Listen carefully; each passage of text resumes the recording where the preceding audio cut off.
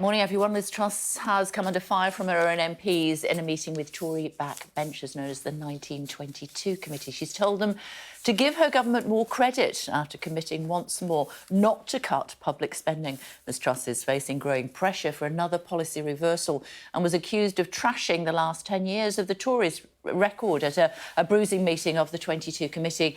And in Washington, her Chancellor, Kwasi Kwarteng, will today try to reassure the IMF that everyone and everything is under control after the Institute's chief economist said tax cuts threaten to cause problems for the UK economy. Joining us now is the Foreign Secretary, James Cleverly. Hello to you, Mr Cleverly. It's good to see you this morning. Thanks for joining us. She had another bruising day yesterday. How's she going to turn this around? Well, look, the Prime Minister, when she was running for the leadership of the party, made it clear that she felt that we needed to bring taxation levels down from the 70-year high that we're currently looking at, not put taxes up further than they already are, to make sure we have growth in the economy and to ensure that Ukraine is successful in defending itself against Russia. She is delivering on all those three things. And what she was saying to the 22, I wasn't actually in the meeting, but what I know she said to the 1922 is that, we have got to make sure that we help people keep more of the earnings in their own pockets, that we've got to be good custodians of the public purse, but we've got to grow the economy. That's what she's pushing for. I think those are solid, traditional, conservative governmental principles, and I think we should stick with it. So you're going to stick with the mini-budget? Well, the last time we spoke, we talked about the changes that the Chancellor had made to one of the elements of it. But ultimately, what that mini-budget was about, and we should remind ourselves, it was about protecting tens of millions of people from unaffordable energy prices. So that was the bulk of that proposal.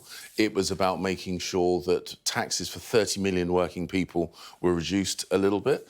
And those are really strong principles, and I absolutely think we should stick with those. OK, so there'll be no other changes? There'll be no more reversals on what happened? Well, the Chancellor I'm is obviously referring to corporation tax. So the Chancellor is going to be making a statement on the 31st of October, which gives a more holistic assessment of the public finances and our response to the global headwinds that every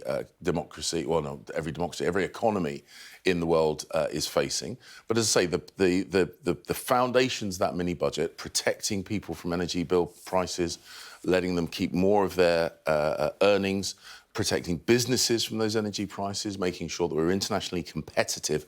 All those things are really key for the growth agenda that the Prime Minister's put forward. Sticking with corporation tax or not? Well, I mean, the Chancellor will come to the dispatch box. I think it's absolutely right that we've made it clear that we want to invest in businesses. And when people talk about taxing businesses, I think sometimes there's this idea that they're some faceless entities. These are people. These are employees. These are the organisations that help people pay their bills. And actually, they have been under a huge amount of pressure. I talked to the businesses in my constituency. They have really felt the pressure. And it's absolutely right that we help them stay competitive, we help them stay afloat, that we help them compete internationally, employ people, and pay better wages. And that's the kind of thing that we should be doing. And that's why, as I say, the package the Chancellor put forward is pro-growth and is the right answer. Sounds as though you're sticking with that then. The chairman of the Education Committee, Robert Halfon, has been speaking in the 1922 Committee, as you know.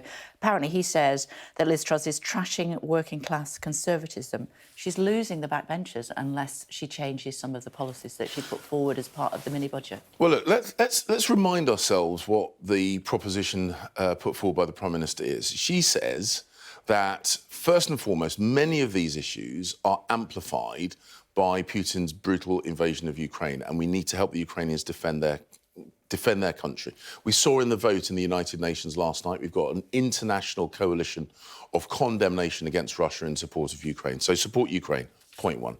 Bring taxes down a bit from their 70-year tax burden high and grow the economy so that we can pay for the public services. If people are saying one of those three things are wrong, I'll be very keen to find out which of those three things people are saying are wrong. It's the backbenchers you have to convince. Well, again, but... look at this quote, look at this tweet. It says, Tory MP, it was from one of my colleagues at the Daily Mail, Tory MP on Liz Truss's appearance at the 1922 Committee. It was like someone trying to light a fire using a magnifying glass, using damp wood, in the dark. These are the people that she needs on side to get her policies through. Yeah, well, look, I mean, some people like having quotable tweets and some people like delivering good government. I'm in the camp of the kind of people that like delivering good government. I know that the Chancellor, the Prime Minister and my ministerial colleagues are focused on delivering for the British people. OK, well, let's go with a different... You can't be in the top job in politics. If you don't want the tweets, let's go with Paul Johnson, the IFS director. Try as hard as we can, given plausible forecasts, we can't see how to get public finances on a sustainable path without big, painful spending cuts or a reversal of the £43 billion tax cuts just announced? Well, we have got to grow the economy. Growing the economy is the way for... Well, the way we grow the economy is to make sure we are internationally competitive. I'm the Foreign Secretary. I travel around the world and I can see other countries', tax and regulatory regimes, and we have got to make sure we compete internationally with the other places that people and businesses could choose to locate. So we've got to make sure that we are tax competitive. We've got to make sure we are pro-growth. That's why the investment zones are so very, very important. That's why making sure that we don't have an unpredictable tax regime, which is why giving predictability for people and businesses about tax is so very, very important, because when you grow the economy, you can afford to fund the public services on which we all rely.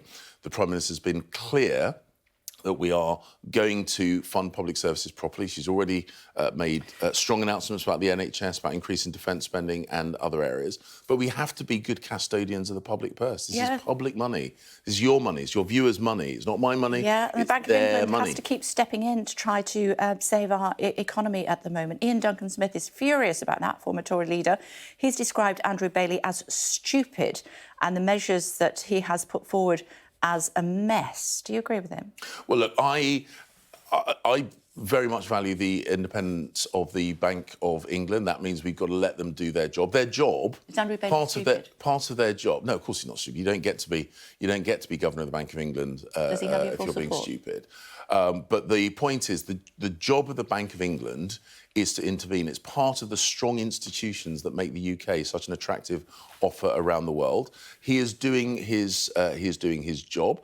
Doesn't mean we always agree with everything the Bank of England governor says or does from a personal point of view, and Ian's totally entitled to his view.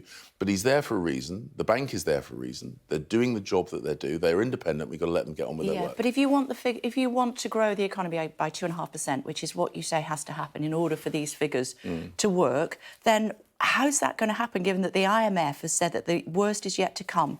And for many people, 2023 will feel like a recession. Well, we've seen the Labour Party trying to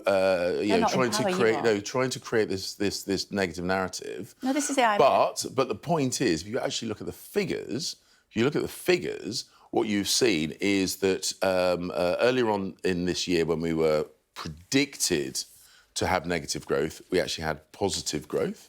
The inflation figures that were predicted, we've come in lower those inflation figures. We've got lower inflation than many of our competitors. We have got interest rates, which, although they're going up slower than many of our international competitors. Every economy in the world is facing a really, really tough time. I understand, but you have to get it to 2.5%. Yes. 0.3% is the prediction for next year. But the point is that you can't look at those growth figures and say, oh, we want bigger growth figures than that, and then criticise every measure that drives growth. You can't look at those, and this is why we talk about the anti-growth coalition, because there are people that point to that growth and say, well, it's not high enough. And when the Prime Minister comes forward and says, well, we should do this, this, this and this to boost growth, they oppose all those things as well. And you can't have it both ways. Why are the markets so concerned about what the budget said, the mini-budget? Well, we have put You blamed the media last time. No, I didn't. No, I didn't. No, I absolutely didn't. Go on. I absolutely didn't.